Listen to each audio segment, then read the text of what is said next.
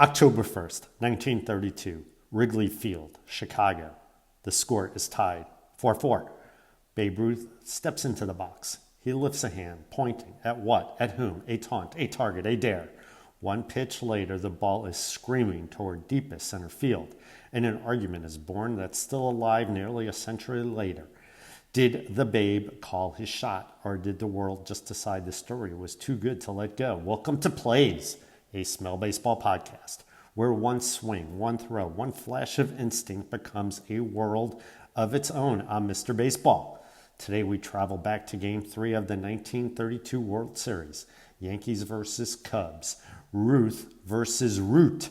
The gesture seen round the diamond and the home run that refuses to settle down.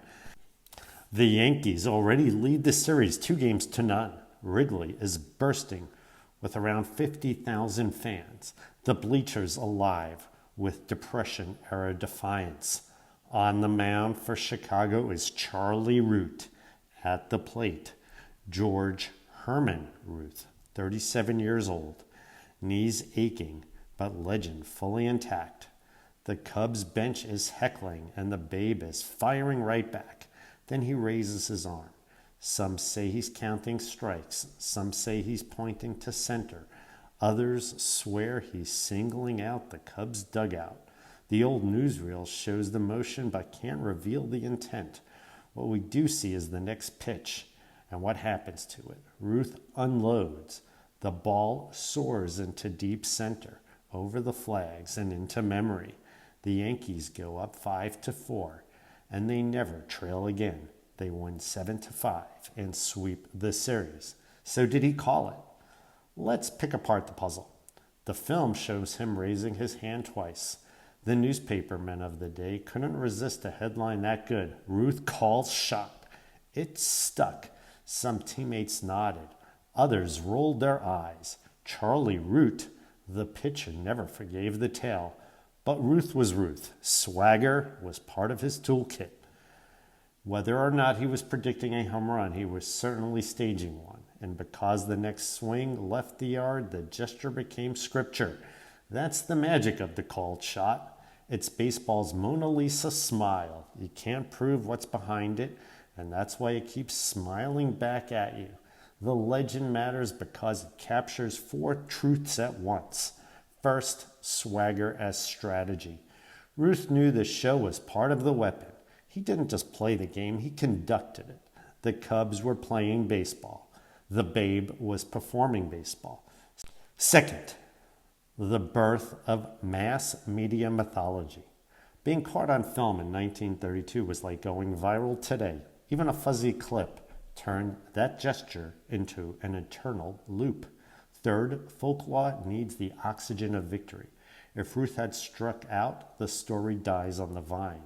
Because he homered, it lives forever. And fourth, legends outgrow evidence.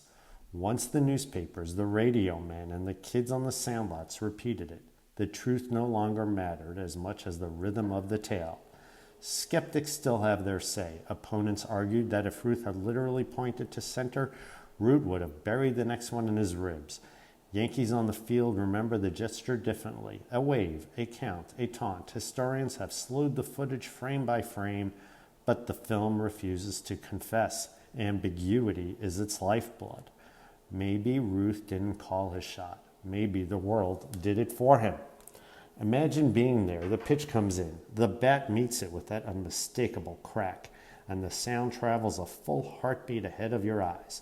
The center fielder's back is to you. The crowd holds its breath, and for a moment, baseball turns into theater. Then the roar. The man who reinvented power hitting has just reinvented showmanship. And that's why the called shot still echoes. Every player who points to a fence, flips a bat, or gestures to the dugout owes a debt to that raised arm in 1932. It's the blueprint for swagger, the marriage of performance and competition. So did Babe Ruth point at center and then put the ball exactly there? Maybe. Did he point at the Cubs and remind the world that baseball at its heart is a spectacle? Absolutely.